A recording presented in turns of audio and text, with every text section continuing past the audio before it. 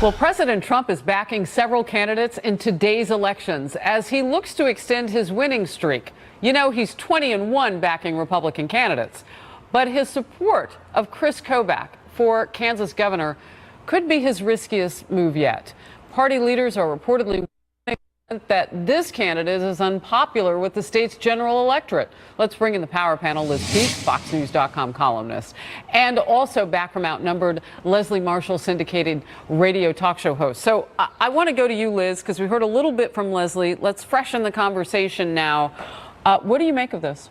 I think Trump is incredibly empowered with his own political instincts, and he knows that in November it's going to be all about turnout. Who is going to bring more people out to vote in November? And I think he decided it was Kobach. And I actually don't disagree with him. I mean, he is a candidate who very much appeals to the base, is very strong on immigration, law and order issues, things that will actually motivate people to come to the polls. And Leslie, I know you say that there's some problematic areas for him. Oh yeah, definitely. And I don't agree with you on that. I think I think with Twitter, for example, very knee-jerk. And I think it's very knee-jerk, and he's very loyal to people that have been loyal to him. And I think that's what we see with Kobach, which is, well, most people are, by the way.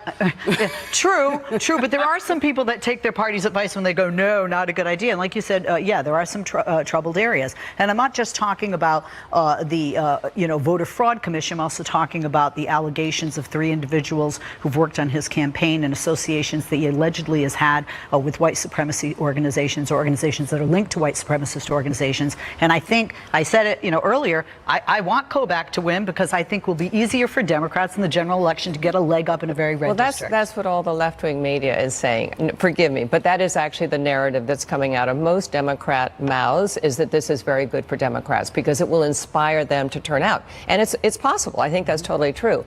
But this is going to be an election about which base is more fired up. And I think that's why Trump went to Ohio. That's why he's out there. He is going to be campaigning for this fellow.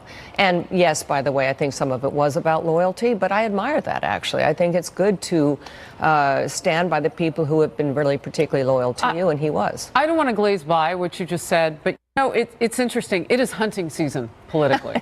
And if you've got something anywhere, and I watched the gymnastics move, listen to it, Leslie, that you just did. Were they groups? Were they groups of groups? I mean, this sort of gets us far afield. You've got to have a pro message. And what is the Democrat on the ground? What is that person's pro message? Because that's what people are looking at. You've got to oppose the economy with a pro message. Yes, people are looking for that, but unfortunately, people also listen to and read and watch wherever they're getting their information, that headline. And if they have a lot of negativity in a headline, you remember, the enthusiasm of the Democrats and the disdain for the president will energize people on the left to vote, and the opposite, the love for the president and the support for the president and that faction of the Republican Party will get some of those people out. Is it love or cash? Well, tax cuts, jobs. Yeah, thank you. That's exactly right. I mean, so what this election is going to come down to is basically the base on both sides and then the independents who are going to be swayed, I think, by the economy. Trump is going to go out there and his surrogates and the candidates and say, do you really want to change things? Liz, Leslie, thank you.